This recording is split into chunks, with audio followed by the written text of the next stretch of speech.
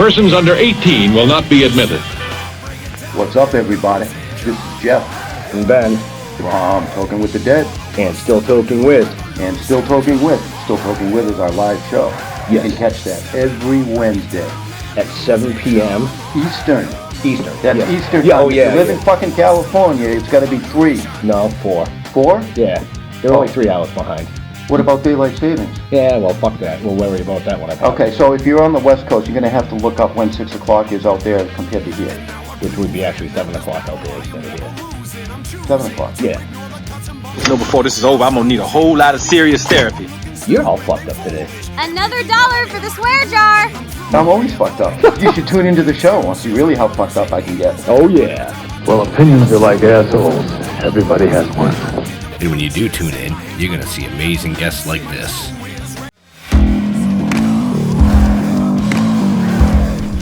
Hey, what's up? This is Jeremy Palco from The Walking Dead, and this is Still Toking With. Hi, I'm Larry Kenny, and you're listening to Still Toking With... What's up, everybody? It's comedian Sherwin Array, and you're listening to Still Toking With on the Dorkening Podcast Network.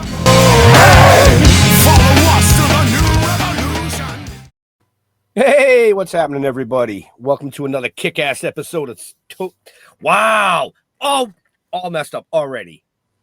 All messed up. We're only halfway through the week. Still Toking With. Another episode of Still Toking With. I blame it on the guest. I'm going to blame it on the guest because, you know, we've interviewed a ton of people over 6 seasons here. But this gentleman is just like, wow. That's all I can say is wow, because I'm not allowed to introduce him. But I can introduce the man that brings the flash with Flashy, Mr. Jeffrey Mark. I wasn't going to blame it on the Bossa Nova, but I like your version better. Hi. Well, yeah, I'm very excited. Anytime I get to work with a good buddy, it's an awful lot of fun. And folks, friends and fans, you're going to have such a good time today. I'm promising you. Isn't that right, Jeff? Absolutely. First, I'm going to apologize because I've been informed that I need to get wired. So if I seem a little choppy, it's because I need to plug in.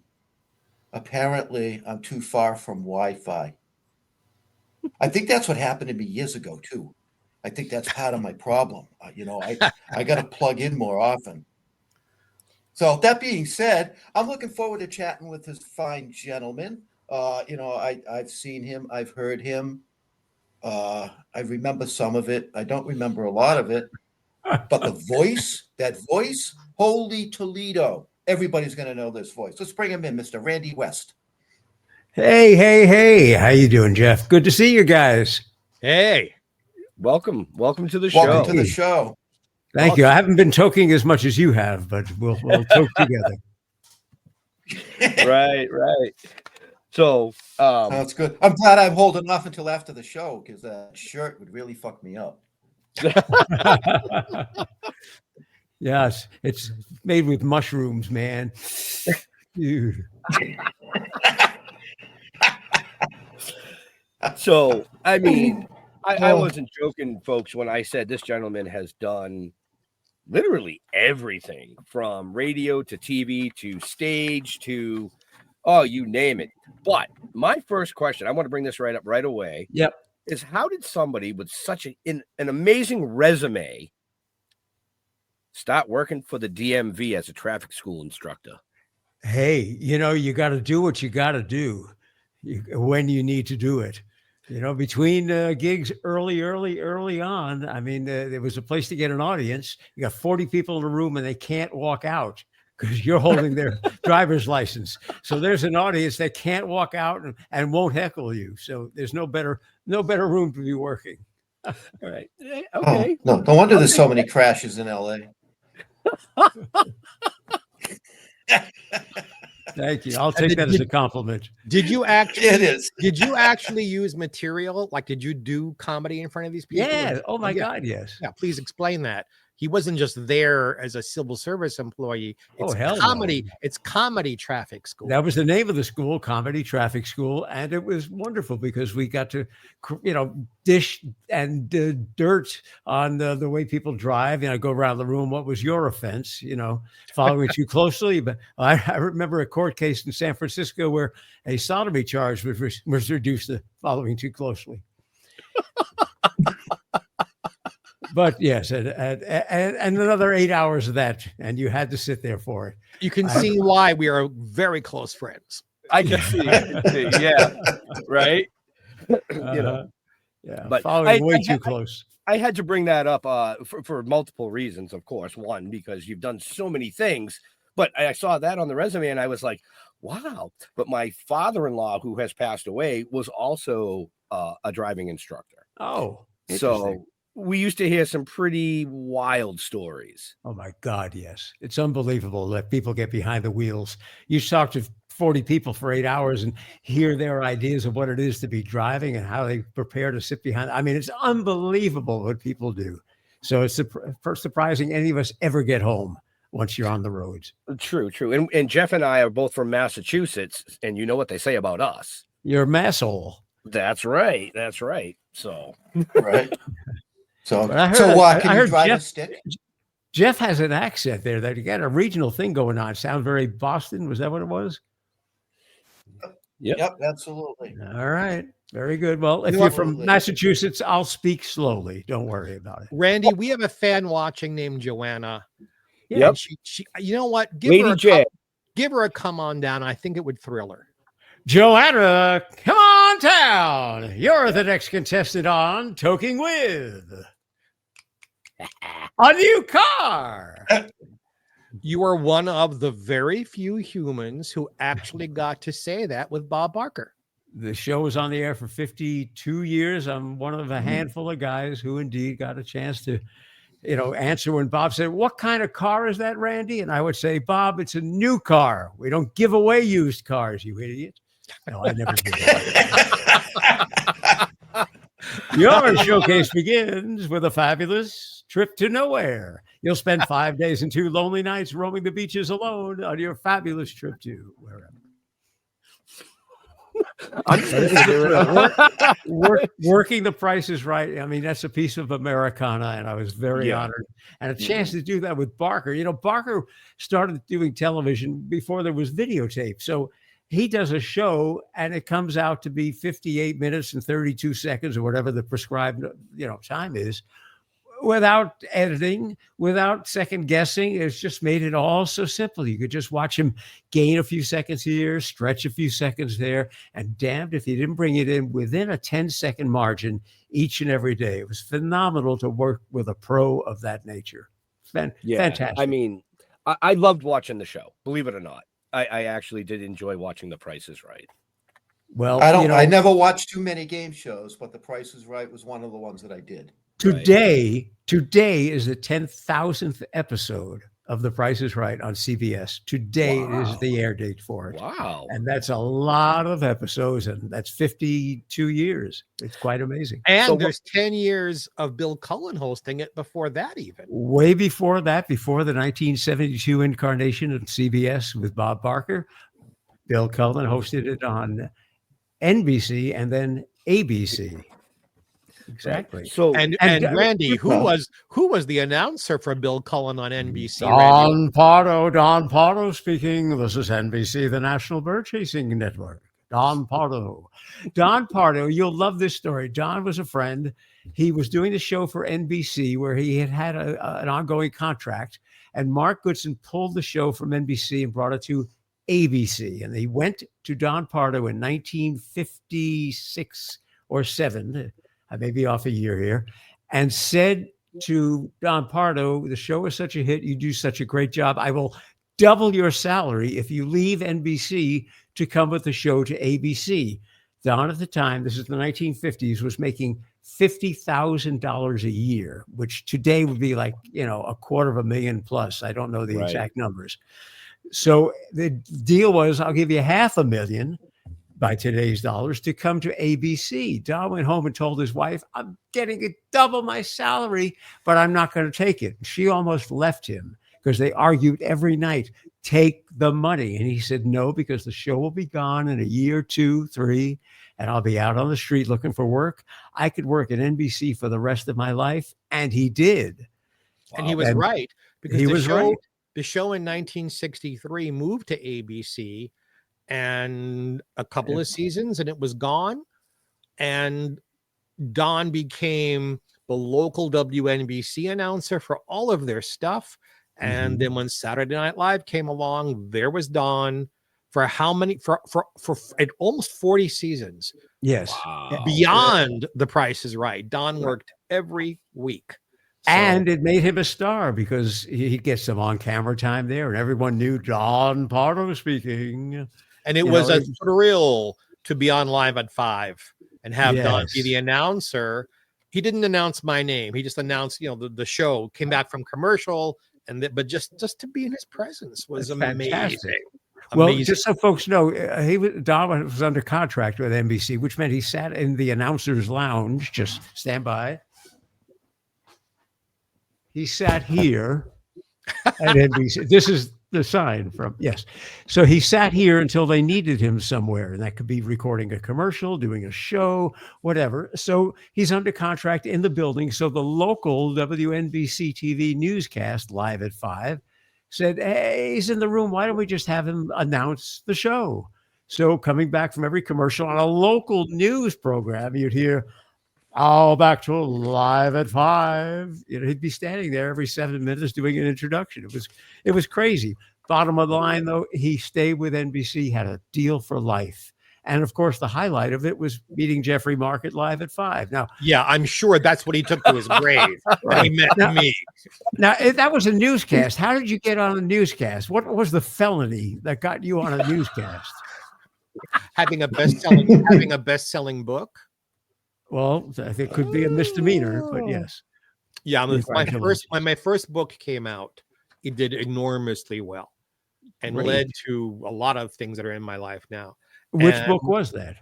The first book I wrote about Ella Fitzgerald, plugging for Black History Month, while we're still in it. Yes. And they were very nice to me at NBC. They had me on both the Today Show and on Live at 5 to promote the book and book signings I was doing in New York City. Fantastic. And I didn't even have a publicist back then. That just happened because the book did really, really well. It's wonderful.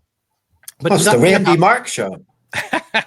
That's why I'm just sitting here. Yeah. Oh, yeah. No, this is great. I love it. Randy, tell the story of how you came to be the Come On Down guy, because it's a fascinating, all the connections you made through your life funneled you into one point. It's amazing to me. Please tell the story. I went to CBS with a gun and I said, I'm going on the air. No. It's real easy. Anybody could do it. Yeah. No, when I was a kid, I used to cut glass. Listen, when you're watching TV as a kid, everybody on that screen behind the glass, they all seem happy. Singers, dancers, comedians, jugglers. I want to be in that world, not the one behind. I want to be in there. And I found out as a kid growing up in New York, you could just get on the subway and go down and watch TV shows tape.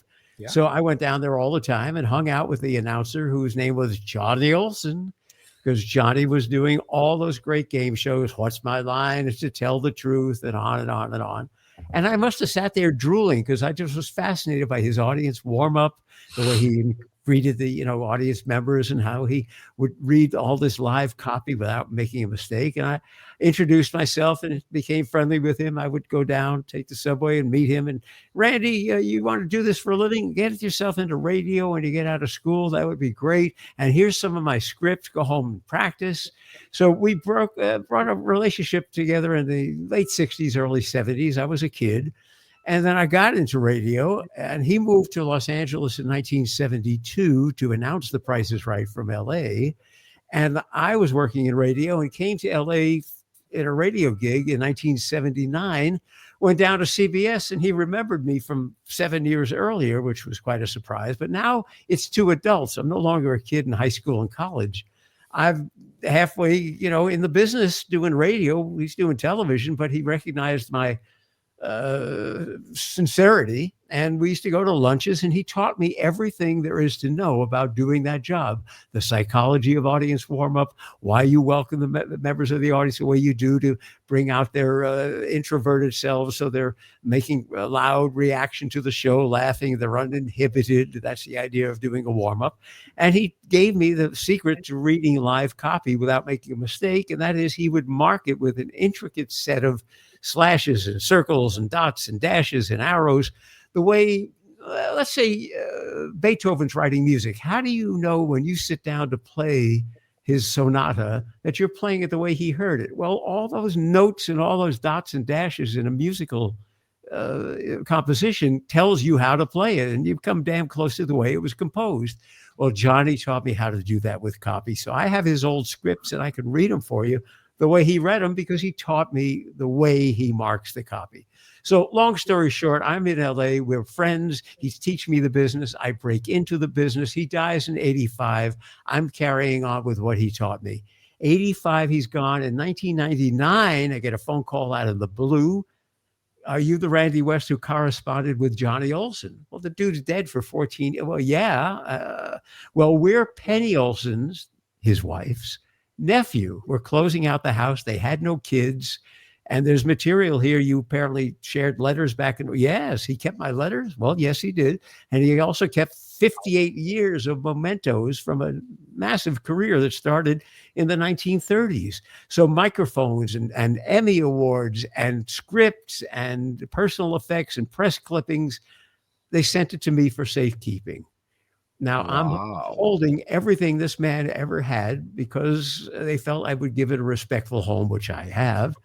And then, lo and behold, with the material he taught me, I'm working more and more game shows, and eventually I get an opportunity to audition for The Price is Right. They bring me down there to do a week of shows. And the first thing I did, walk in on the first day, is to wear his badge from when he was there. I'm there in 2003. He left he died in 85. So 15, 18 years after he's gone, I'm wearing his badge. And they're like, where on earth did you get that? And the story just comes together as if it was meant to be. This guy who I met as a kid, now I'm well into adulthood, and I'm standing where he stood in his footsteps, doing the job he was most famous for. It's crazy. It's a cosmic symmetry. And doing it very well, by the way. Well, Barker liked me, and I stayed, so that's good. I stayed with the company for 20 plus years doing other work for them. And the one thing that came in all those boxes of Johnny Olson material and his scripts and his savings and pictures of his childhood, every gosh darn thing he ever saved, was an autobiography he was writing about the television business, and never finished it. But there was an outline and a couple of chapters, and I had listened to his stories for decades, so I knew the kind of stories he told and his experiences. So I took his outline, the material that he wrote, and I took the rest of what I knew from him and put it in a book called Johnny Olson, A Voice in Time. And now, I was not an author before this. I barely could write a letter home, but I spent a lot of time working on these 400 pages based on the material that he left and saved and told us about and told the world about. And it's a history of television from the very beginning, because he was there when it started, through the 20th century until today. Stories from behind the scenes of The Price is Right and all the shows he did, and the people he worked with, Frank Sinatra. I mean, everybody at one time or another he crossed paths with, along with all the great executives, and the story of how ABC became ABC. It was a spinoff from NBC. It was the NBC Blue Network that became ABC. The fights between CBS and NBC, David Sarnoff and Bill Paley, all the politics, all the shows, all the celebrities, from a lifetime, his 58 year in the business, and my ability to add to the stories he was telling.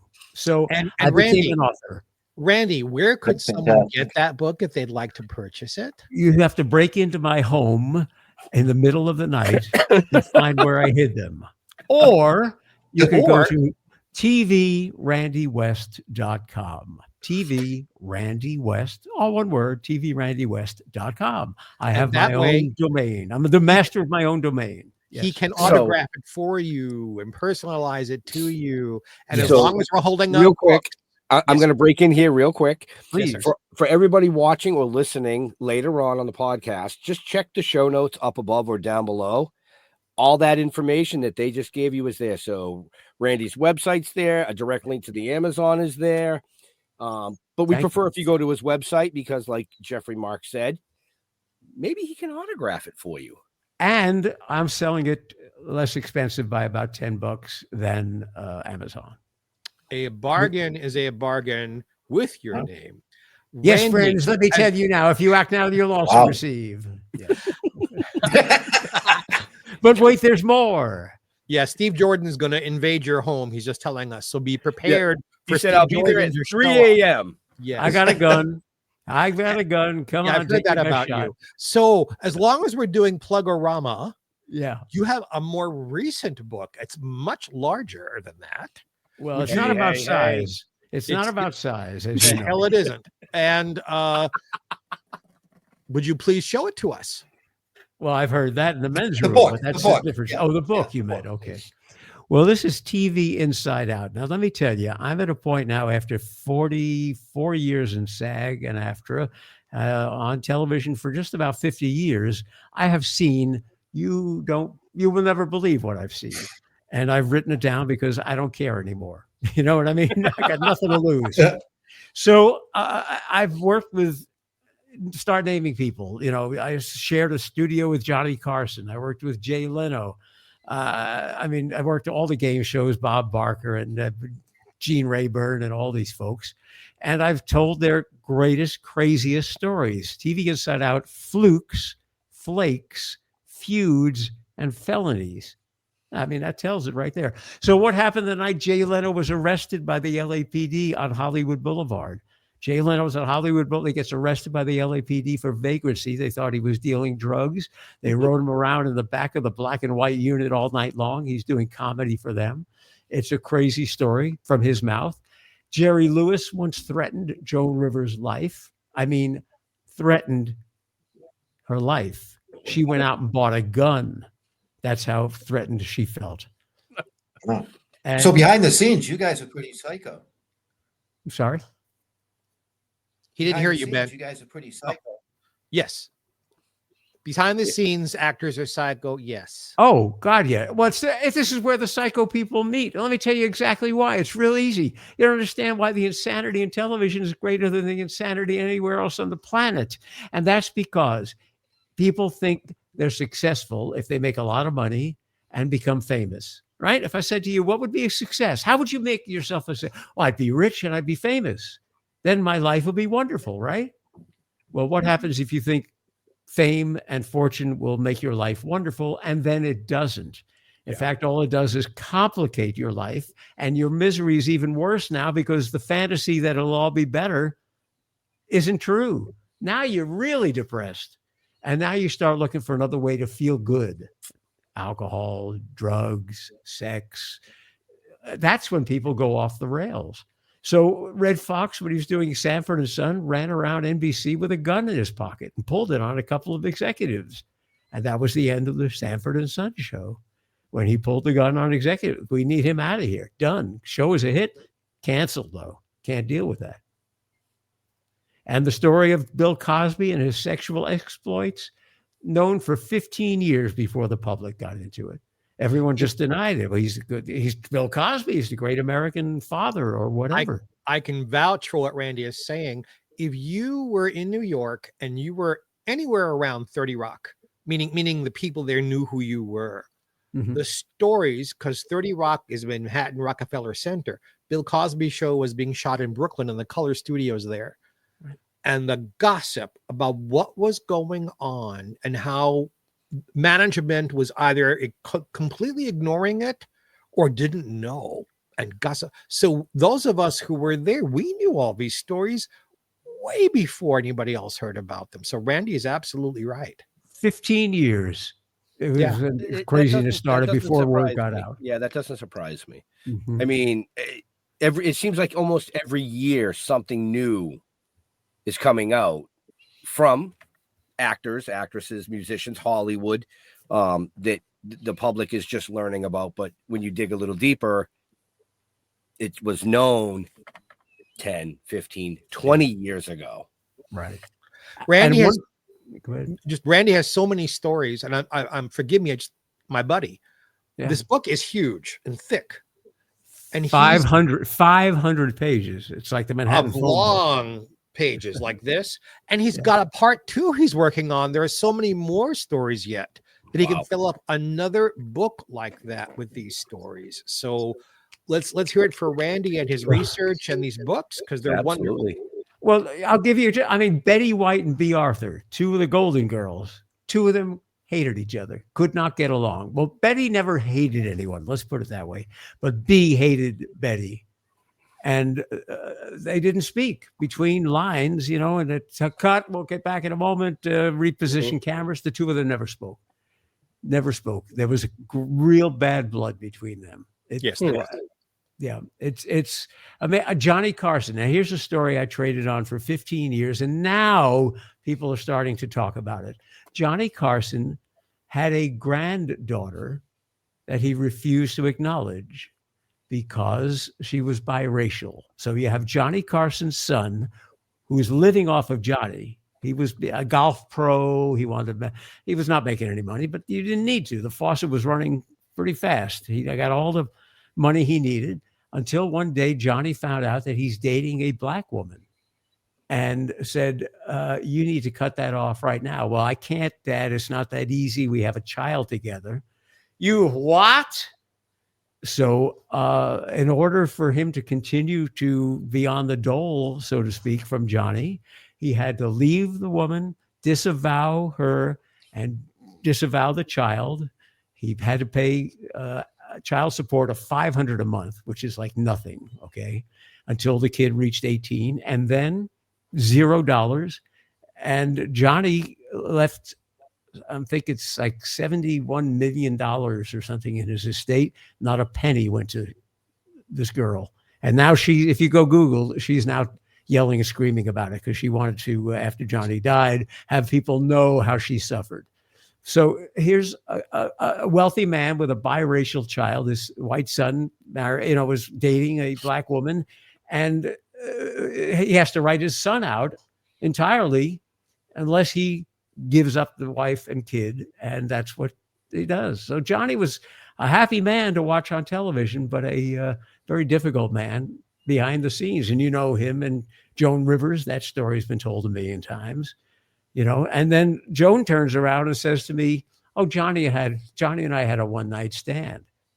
And I look at her and I said, really? Well, back when we were on great terms, I can't prove it or disprove it, but I'll tell you what she says about it in the book. I mean, all I can do is repeat it, and it's interesting enough. So, folks, what we're trying to say is this is a book you got to have. And I couldn't put it down. Couldn't put it down. For something that has that many pages and that many types of stories, you'd think it would be super expensive, but I just went to his website, took a look. It's not. No. It's not that expensive. Well, I'm not doing this for money. This is not my livelihood. This is a sideline. I like telling the stories. I love the business. I love the people. And I'm endlessly fascinated by these stories of the stars that we think we know when we see them on television. So it's not really it's not a profit thing. For all of you out there who believe the stereotypes about Jewish people, here's a Jewish man who's not doing it for the money. So I don't want to hear any more stereotypes. It's not about the money. I just love the business and love the stories because it's incredible. It's just incredible what goes on behind the scenes. And the more I see of it, the more fascinating it becomes to me.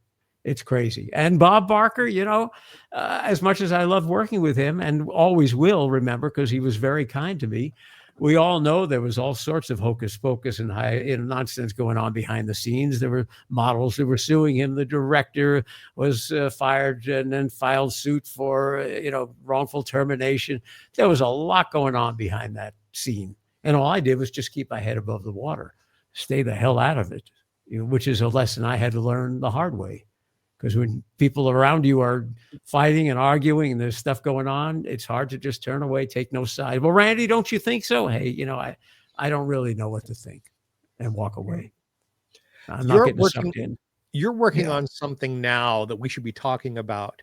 And I'm bringing it up so we have enough time to talk about it because it's a long story, or at least a long development.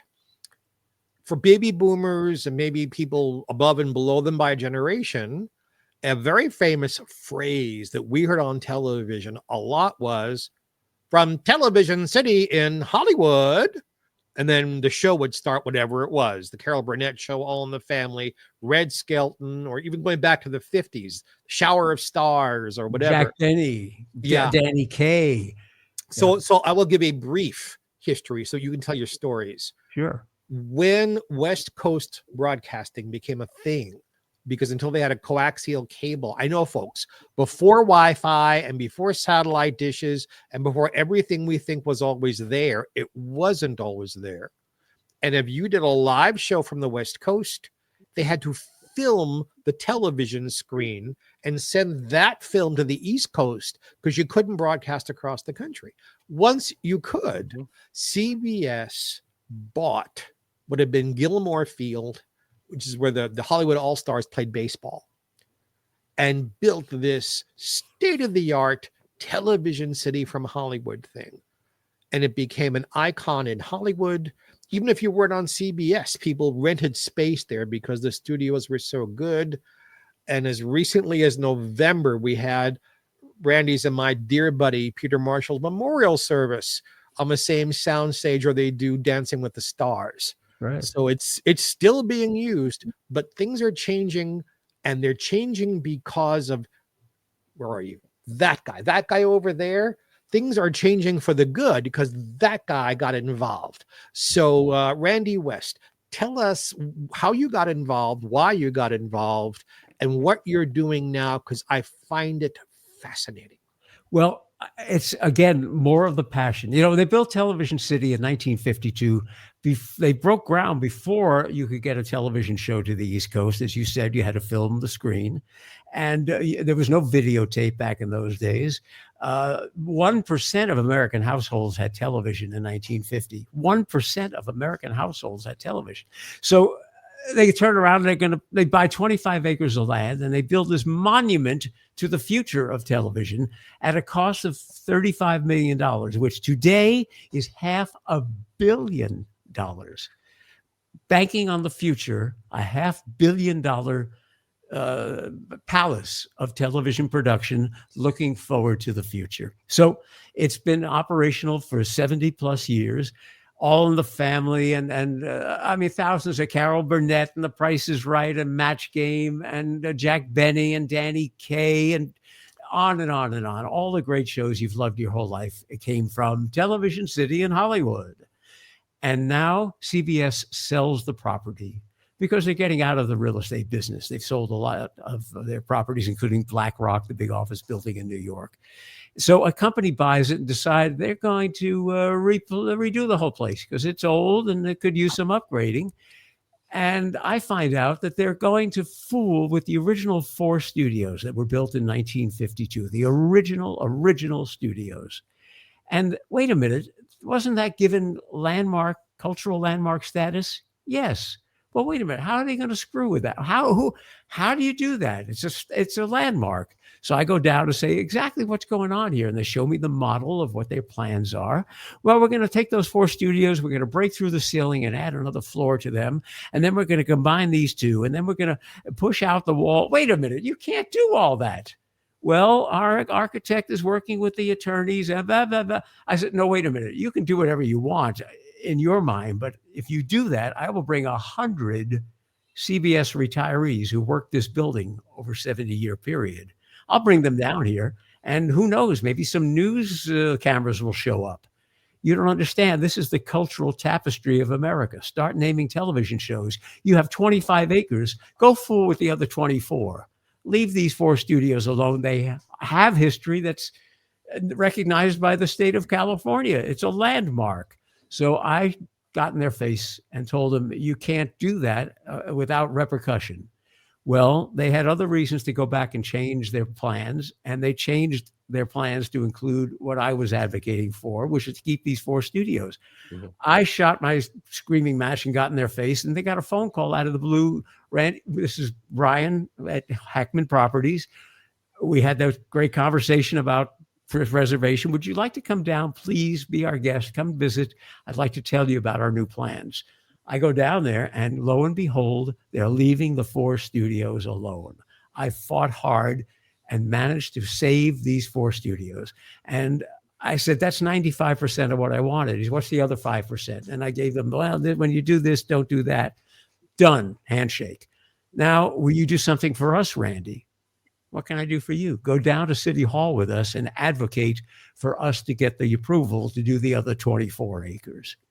They want to, raise old buildings and do brand new construction, massive studios, very tall pixel screens. You no longer go on location anywhere. You put a picture of what it is behind you with these millions of tiny pixels. And the way the line of scrimmage on a football game moves when they move the camera. I don't know how they do that. It's like superimposed. But if you put actors in front of these pixels and they move and the cameras move, the background moves too to keep it all in sync. So you don't have to go anywhere anymore. It's quite amazing. So they're building these state-of-the-art studios. I went down to City Hall, fought for them in front of the land use committee and the planning and zoning committee, and the full city council finally gave their approval just a couple of weeks ago for them to proceed. So now I'm on the good list down there, and I'm working toward before they break the walls down on the other buildings. I'm going to try to get what I can out of there that has historical significance, and it's going to go to the Strong Museum in Rochester, New York, which is building an archives for television. So nice. The sideline of this is along the way, they say, we give tours of this place to people we'd like to have on our side as we do the reconstruction. And, we're real estate people, but Randy, you worked at this. When did you first work? About 42 years ago. My God, and you've worked here for on and off. Yes. And the shows and yes. Would you please give the tours for us? We're real estate people, but the significance and the stories behind Press Your Luck and all these great game shows that we know, and the great sitcoms and the great variety shows. So now I give tours for them happily to do it because that place has that significance, and I'd like more people to know about it. So one of the game show hosts that I worked with said, "Hey, you're an idiot, Randy." I said, "Well, what the hell are you talking about? It's a book. Don't just tell the stories to the people who show up. That's a handful of people at a time. Write the book from Television City in Hollywood." So I'm halfway through it now. I go back to TV City next week, looking at the old plans, walking around. They're showing me where the changes were made and over the years and what shows were there and what equipment is still there. It's all fascinating to me. And the same game show host said, "Randy, I'm going to put you in touch with a documentary filmmaker, because if you can get access in there with a camera." I said, "Yeah, they love me. I go anywhere I want in there." "Well, it's a documentary, don't you think?" I said, "If the documentary filmmaker thinks it is, then I do too." So that's where we're at now. So I'm writing the book, which will be the guide to a documentary film about the one and only first television facility that was built from the ground up to be a television facility. If people went to television studios in the old days, they found they were converted radio studios. They were converted Broadway theaters. There was an ice skating rink that became a television place. There was a horse stable and riding room that became the first studio that ABC had on West 66th Street. It was a riding academy. So if I may interrupt 1 second, Randy, just to add to your story, on the West Coast, the facilities were even worse. Yes. Because all you had were radio studios that they were trying to retrofit, and just a couple of old vaudeville theaters that they were doing the same sort of trick with. Mm-hmm. There was nothing for live television or a couple of live nightclubs. to video. There was a couple of nightclubs. There were nightclubs. Yeah. So Lucy and Desi did the first filmed thing in front of an audience dedicated to that. But for the preponderance of early television, it was live or live to tape. There was nothing. Nothing. The NBC Burbank facility was years away from being built. This was it. This was the state-of-the-art television center. It's why it's so important to television history. And there is no one better to write the book, be the host, or make this film than my buddy Randy West. Well, you know the story, Jeffrey. It's Television City because it is a city. First of all, the studios are not converted radio studios, which are tiny. They are large enough to stage dance numbers, and the things, the variety shows that we've seen. And most significantly, all these converted radio studios and theaters and nightclubs, none of them could you build sets. You had to have them built somewhere and trucked in. Television City is a city. You can build the sets. There's design, build the sets. You can cast a show there. There are rooms for that. You have writing and director conference rooms. You have everything you need to come in with an idea and to complete the entire process to get a show on the air without leaving the building. Special effects, metal shop, wood shops, everything you could need is in one building, especially building sets, which is a massive undertaking if you're trying to ship them around in a truck all around the town. Rehearsal halls, things that never existed in these old little, half-assed, if you will, reconstructed places that are trying to become television studios. So that's why TV City is so significant. It was way ahead of its time. It's the first television facility from soup to nuts, as they say, meaning everything you could possibly need under one roof. And it's always fascinated me to go to work there. And the people who are on crews there, the technicians, there's a great deal of pride. They do the best work in the industry. And they're all cooperating with me and telling their great stories. The Carol Burnett Show sketch where Tim Conway has Harvey Korman laughing in the dentist's chair. I don't know if you ever saw that, but they were breaking each up all the time. The stories behind how those sketches went crazy, they used to bet whether Harvey Korman would break up and laugh or not. And Tim Conway would spend half the week trying to come up with an idea that was secretive to the rest of the cast as to how he's going to get Harvey Korman to wet his pants, basically. And Tim said, yes, there was wetness on some of those events. So the stories are there. Yeah. Steve Jordan, Emergency was filmed at Universal Studios and on location. They might have used the outside of TV City for something. Oh, I never said Emergency. No, he's asking. Steve Jordan is a fan who's asking us a question. Yeah. So, Steve, the answer is, I don't believe they ever went inside to shoot Emergency. That was shot at Universal Studios. But maybe the outside of it on that street they could have possibly used. If you saw CBS logos, potentially it was on that street. But most of it was shot all on the outdoors and all within the 30-mile zone. There's an area of Los Angeles where if you shoot within that 30 miles, TMZ, that's TMZ is the shorthand for a 30-mile zone. So what it means is the show is about Hollywood, because there is a 30-mile zone where if you ask crews and stars to show up, you don't have to put them up overnight. You don't have to pay per diems. You don't have to feed them beyond a certain point. So you try to shoot everything within this zone that's Hollywood-centric. And that's why all the great shows you see on location, like Emergency, especially the lower budget ones, Dragnet and all these shows, they're all within miles of the sound stages. Right. So if you live in North Hollywood or Burbank, you see your neighborhood endlessly on old television shows because they're all right in the neighborhood of where the studios are. Gee whiz, I drive at 110 miles to come to Hollywood to do stuff. I don't even get chicken chow mein out of that. So you have. I've bought you Chinese dinner. Yes, you have. Randy's the only one. Randy buys me chicken chow mein. That's anytime. But no Mugu Gai Pan.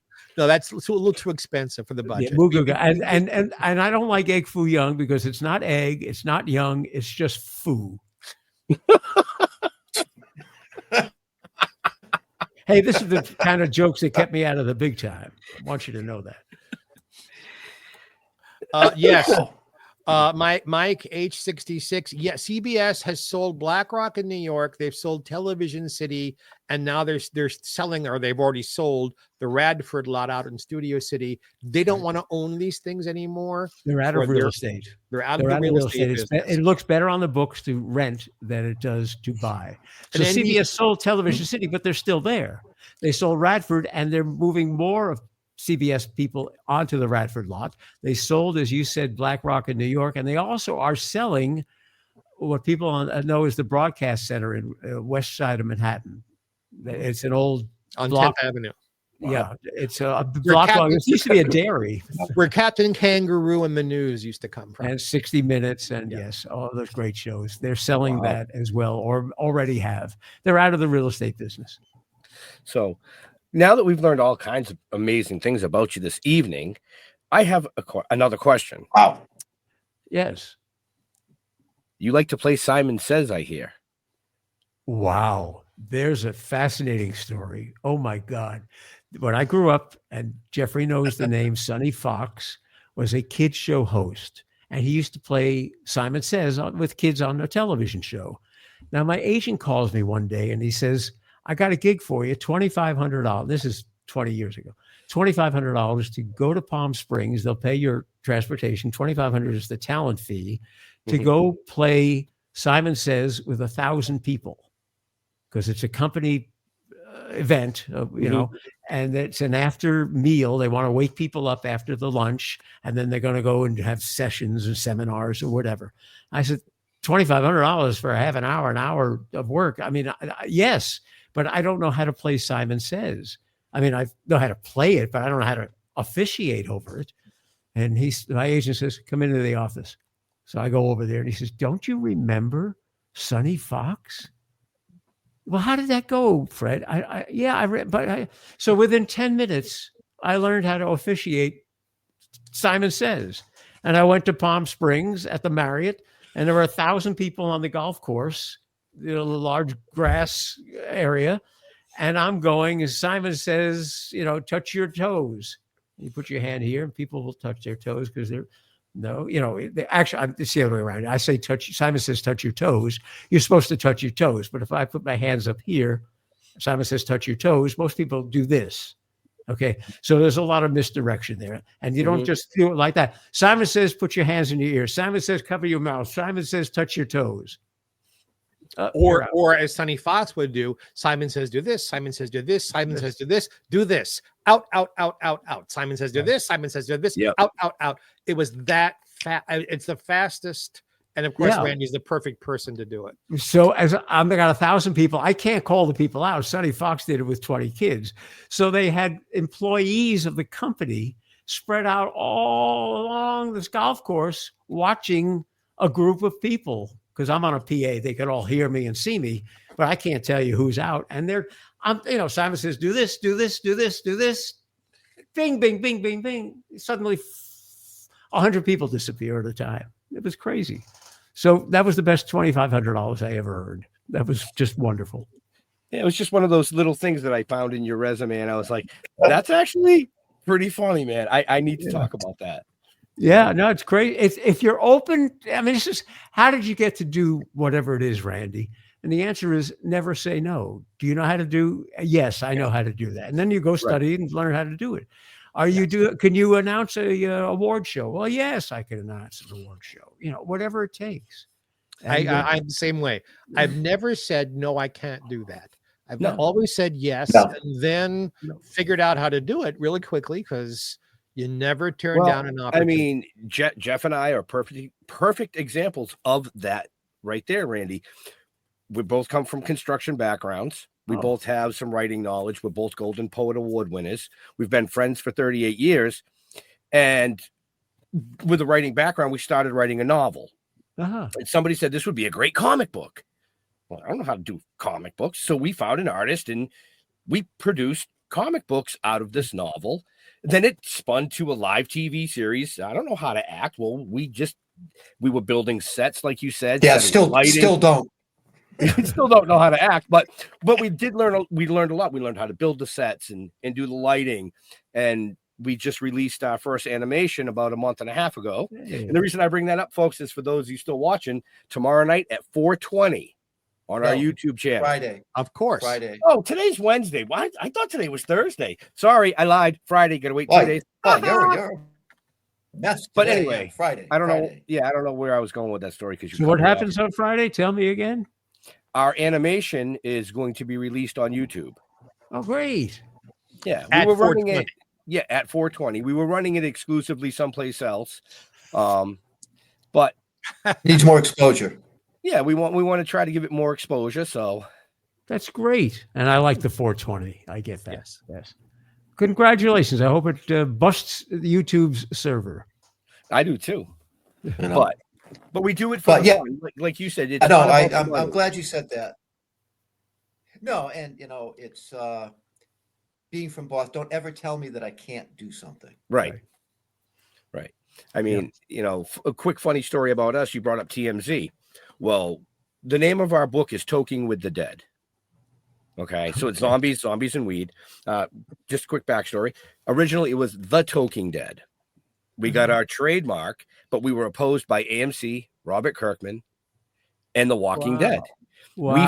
We fought them for 2.5 years, to the point where TMZ actually picked up the story, sent it coast to coast, and it was a David versus Goliath.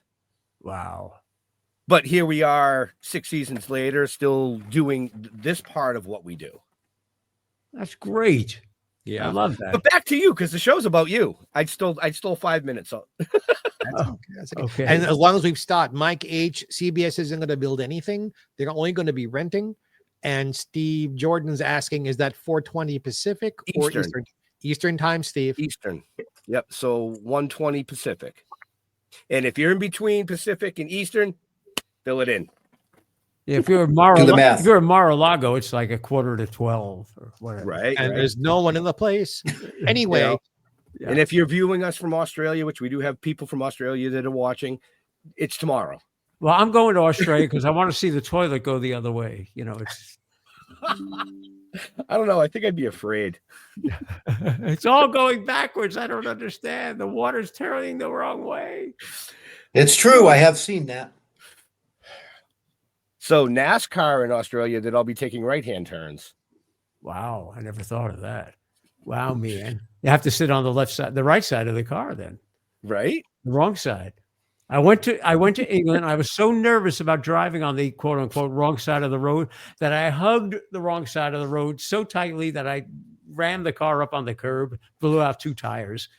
And I called the rental place and I said, "What kind of car did you give me? This is terrible." Like it was their fault. And they answered, pity.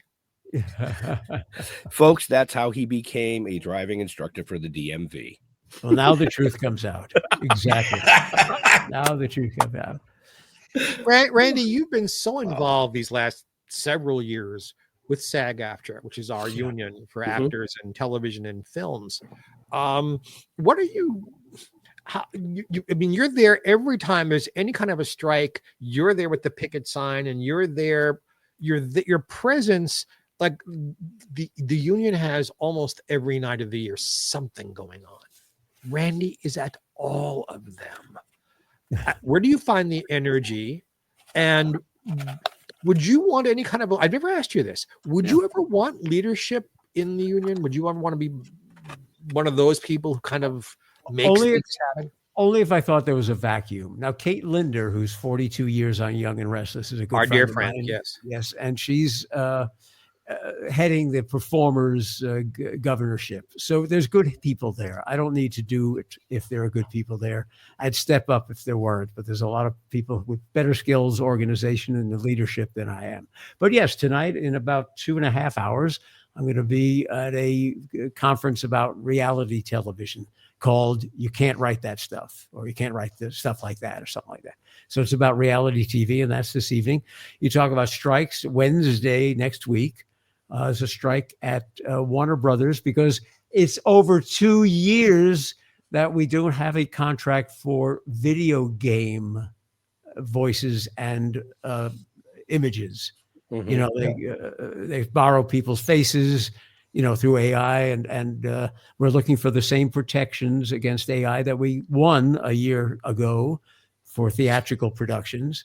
So yes, we're still carrying signs and walking because we're up against a very serious money-making, bottom-line oriented business. Warner Brothers, 20th Century Fox, Universal, Paramount. I mean, these are deep pocket people, and they're all watching the bottom line very closely, and they play it very tight, and they want to be able to use your likeness, your face, your voice in artificial intelligence. So what this means is you'd be called in. I've done a couple of video games. You'd be called in, whatever it is they need, you provide thousands and thousands of lines and things said because there are so many potential outcomes as you're playing the game. And then goodbye, we'll never see you again because we have everything you've said that can be manipulated in your voice. We have more than enough sample, and we'll never call you again. And people whose faces suddenly end up on a game that maybe they don't want to be part of because it's extra violent or sexual or something. Tough luck. We got your face. We got your voice. Go home, and you'll never hear from us again. Well, that's really not never fair. get paid for it again either. Right. Exactly. So we're still fighting with the video game people. We won it with the studios for theatrical productions. The network code is another contract. So we're going to have to face the same thing about AI when it comes to variety, game, talk, those shows. That's a different contract. So we won the dramas and the sitcoms, but we haven't won the other. So this is an ongoing problem, and it's bigger than anything really the union faced before, because it means job or no job for the rest of your life, residual or no residual for the rest of your life. Right. And I'm a strong union proponent because what I do could be done by other people for less money. And if it was all about the dollars, you wouldn't hear professional voices. You'd hear okay voices because they work cheap. I know that if I go out and do an honest day's work, I'm going to get an honest day's pay.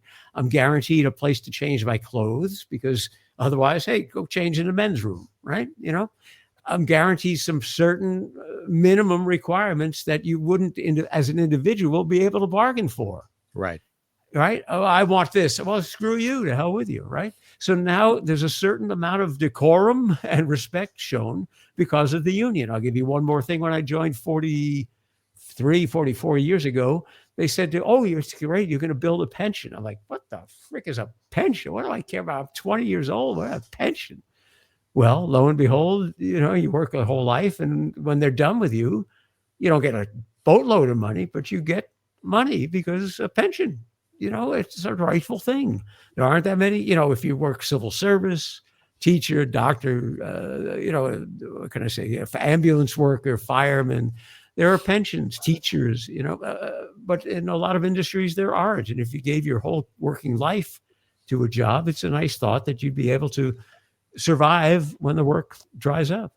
Right. Because as Randy knows so well, there are so many performers. I'll keep it just to performers, but directors, writers, craft people, without those pensions, there comes a point. Now, it hasn't happened to Randy or I yet. You age out of the business, or you're old hat, or they're bored with you. No one's ever going to be bored with me or Randy.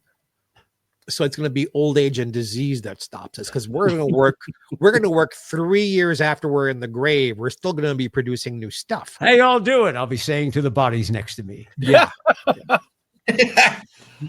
That, get boned lately. Come on down. We're already 6 feet down. Yeah. Yes.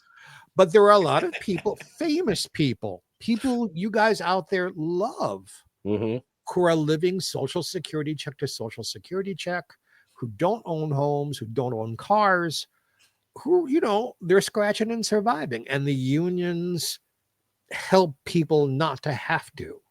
And if you find yourself on really hard times, they hand out money. I mean, it comes down to that. We don't want to see anyone suffer, especially if they've given their life to our community. Right.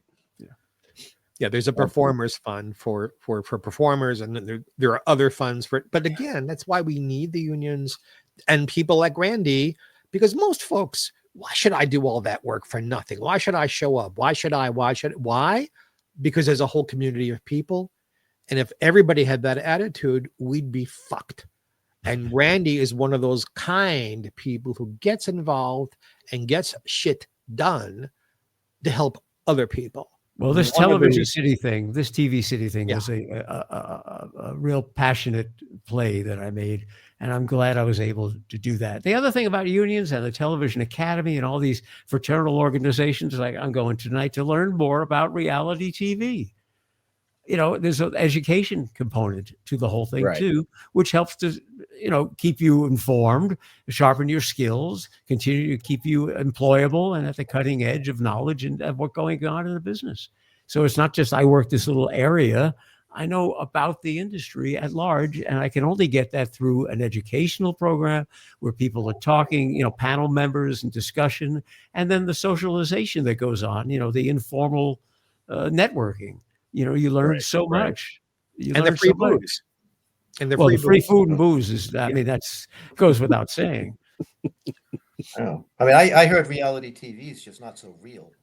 Well, it isn't. I have written and produced reality TV, and I was making good money, and I stopped doing it because I felt dirty putting my name on this stuff. I turned down a fortune, hundreds of thousands of dollars I could have earned. And I just said, no, I can't put Jeffrey Mark on that. It's not a good product. And if it's not a good product, I don't want to be involved. Well, God bless you for having some scruples, as it were. Right. But yeah, you know, some of these shows are based on let's embarrass people, let's humiliate people. And the ones that aren't, you know, they whatever the scenario is, the reality, they have a script already in their minds of let's get this person to play against that person, and they're manipulating things. And if you don't get manipulated and you're just playing it straight, you know what? They have the editing. So they can manipulate the pieces that they have of you and recreate a reality. They call it Frankensteining a show. So how to create something that didn't exist. When we're talking about reality shows, the word that's important is show, not yes. Yeah, it's show business. It's the business of a show. Yeah. Well, unless you're watching our show, because this is live. You know, this is unreal. This is unreal in a whole different way. Yeah. You have no idea. And we haven't even mentioned masturbation yet tonight. So it's all real. My God. And I thought you could see through let me reframe this camera. I thought you were watching me for a minute there. Oh, Jesus. I love this man. I am not going to top that. No. Oh, you're not going to top? You're not going to top me, that's for sure. No, I'm not. Hey, I'm the one with the top hat. So you there guys you go. sit down. You're the top man around here. Okay. But what does that make me? Yeah.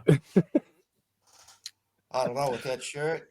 We are you know, we're a little over time, which is fine. I know we only have you for a certain amount of time. So Jeff, any last questions for our amazing guest? Well, I will say that I've learned an awful lot of stuff that I did not even know existed. I'm going to have to get your book. I'm definitely going to have to get your book. But I do want to ask you, because you've been involved in, you know, the game show industry for decades. What is your favorite game show? The Price is Right, because it's different every day. There are 70 games. There have been as many as 120 over the 50 years, but at any given time right now, there's 70 plus games, and every day is different because they're shuffled around in a different order, and you never really know what's happening. I also love it because it is the most demanding of all the shows to work. The announcer on that show does almost as much talking as the host of the show. Tell them what they're going to bid on. You tell them what they're going to bid on. Then you come up on stage, tell them about these 6 grocery items. And what are they playing for? It's just reams of copy, which is, you know, a great challenge. I'll give you a second answer to that too. The other one that I love doing is Supermarket Sweep. Because Randy is the announcer. It's got its own channel. You can go on Roku and there's a 24-hour-a-day Supermarket Sweep channel. So you know that one. Betty bounces a bevy of butterball birds into her basket. Now, here comes team 2 into the market. They're making the right-hand turn to the meat counter. And you know those Farmer John hams, they can really beef up a score. But wait, here's team 3. They're going to the back of the market for the giant wedges of cheese. Their limit is 5. And how many can they fit into that? 2, 3, 4. Of course they get 5. But team 1 now, they're looking for... And 3 minutes of that narration is fun to do. It's like doing sports because you don't know what they're going to do. You can't get ahead of them, but you don't want to fall too far behind them. I don't want to be talking about cheese when the other guy's picking up turkeys. So it's really a challenge, and it's so much fun to do that. And you're doing it so well. Okay, I got a second follow-up question to that. Yeah. In your opinion, why are game shows so popular? Simple. I want to be that person. You sit at home, either you know the answer, like on Jeopardy. If you can come up with an answer before the people on Jeopardy, you consider yourself very smart. The other aspect of it, like a Price is Right show, what would I do there? What would be my answer to what that costs? What would a Q&A show, like Who Wants to Be a Millionaire? I know that answer, and you start yelling at the TV, right? And the ultimate yelling at the TV is Wheel of Fortune. Now listen to how brilliant this is. You get the puzzle, some letters are in there and some letters aren't, okay? If they just had the players worried about solving the puzzle as you're trying to solve the puzzle, they would solve it quicker because these are very smart people. So what did Merv Griffin create all these years ago? It's 50 years ago. He created an extra thing that the contestants have to do that you at home don't have to. And that's spin the wheel and call a letter. So while they're doing all this wheel spinning, which is a waste of time, you get to look at the puzzle. So you have nothing else to think about except the puzzle. And as a result, you will end up with the puzzle often faster than the player will because he's distracted. And when you yell the answer, that's like masturbation, okay? Because you know it before they do, and that's a moment for you. You feel smart. You feel great about yourself. So that's the secret behind Wheel. Give them something else to do so you can solve it faster. Jeopardy, can I answer before they do? You don't have the same success rate. Prize shows, my God, which would I pick, door number 1 or door number 2? Oh, I knew that price was too low. Or I'm in that supermarket. I would have joined. I would have grabbed the dog food. That stuff's more important. Why the hell are they grabbing the chicken? In the chicken dinner from the frozen food? That's bullshit. I would have. So you sit there and you second guess the people. You imagine yourself in their position, and you consider yourself a winner if you play it smarter than they do. Or sometimes you just love the contestant. That's why we ask, what do you do for a living? Where do you live? Are you married? Do you have kids? We want to know about these people a little bit so the folks at home can relate to them. Yep. Oh, you were in the Army. Oh, God, I was in the Army. Or my brother's in the Army. I want the guy from the Army to win. Right? So that's the appeal. Many answers to one question. Nice. Wow. Thank you. Yeah. And usually I never ask a last question, but in this instance, I'm going to ask one that I'm going to let Mr. Jeffrey Mark ask his last question. It's an innie, and I'm circumcised. Okay. One of those had to be the question. Right? Actually, no. I mean, because you brought up The Price is Right as your favorite, game show. What was your favorite prize, or not prize, but puzzle on that show? On The Price is Right? Yeah. Like, out of all the, like Plinko and this, they had so many of them. Did you have a favorite that you like to announce? Well, Plinko gets the biggest audience reaction. Ben, you have a chance to win up to $50,000 playing Plinko. Audience goes nuts. So there's that kind of enthusiasm that the audience has for Plinko. But for me, the showcases were the most fun because, here's a living room set, and you'll put that living room set on your new 60 yards of Hibernia Mills carpet. Yes, 100% wool carpet. And when you step off that carpet, you may step in a new car.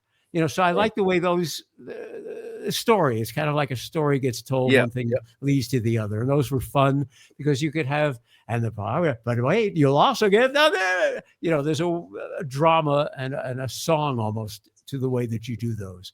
So those are fun in that regard. Excellent. Yeah. Mr. Jeffrey Mark, do you have any last questions for our amazing guest this evening? I've known Randy. We really are. We've known each other for years. We're very close friends. Yes.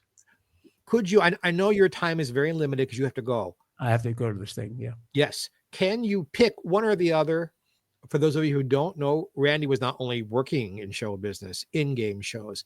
Randy was once one of the contestants on To Tell the Truth, one of the imposters, and was once on What's My Line. Either talk about Mrs. Hart or talk about Arlene Francis, one or the other, please. Oh my goodness. Okay, so Kitty Carlisle Hart is the older woman who was on 6 decades of To Tell the Truth. In other words, that's the one where you have 3 people and you have to figure out which is real and who the 2 imposters are. So she'd been on that show in the 50s, the 60s, the 70s, the 80s, the 90s, and the 2000s. Quite a record. And she played that show for blood. She wanted to be able to pick the right person and not get fooled. So I'm sitting there as an imposter and I want to draw her vote because I win more money if I draw her vote. So I'm coming up with answers, talking out of my ass, and just, well, that's the way those things are, Don't know, you sit there like you don't know what's going on, right? So at the end of the discussion and the Q&A, the host always says, all right, it's time now to mark your ballots.